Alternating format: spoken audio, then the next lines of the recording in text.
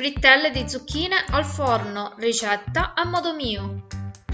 Ingredienti: 300 g di zucchine, 100 g di salmone affumicato che è facoltativo, un uovo, 50 g di parmigiano grattugiato, farina di riso e pangrattato quanto basta, spezie e basilico QB. Preparare le frittelle di zucchine al forno è semplicissimo, basta lavare e pelare leggermente le verdure, poi con una grattugia a fori larghi le grattugio per l'appunto, aggiungo l'uovo, le spezie, il basilico ed il salmone affumicato a pezzetti, puoi scegliere di ometterlo oppure di sostituirlo con del prosciutto cotto o con il salume che ti piace di più.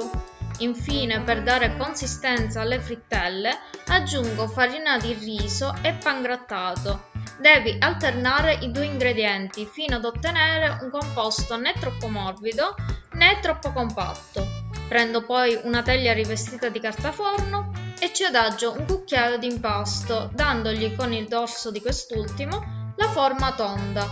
Cospargo la superficie di ognuna con un po' di pangrattato, irroro con un filo d'olio e cuocio nel forno preriscaldato a 180 gradi per 20 minuti o fino a che non saranno diventate dorate.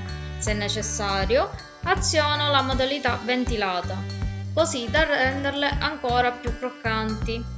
Ed eccole pronte in tutta la loro bontà.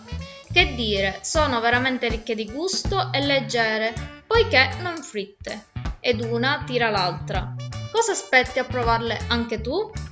Se ti ho convinto, mi farebbe piacere che tu ti iscrivesti, attivando la campanellina e naturalmente, se la ricetta ti è piaciuta, regalami un pollice all'insù e condividila con i tuoi amici.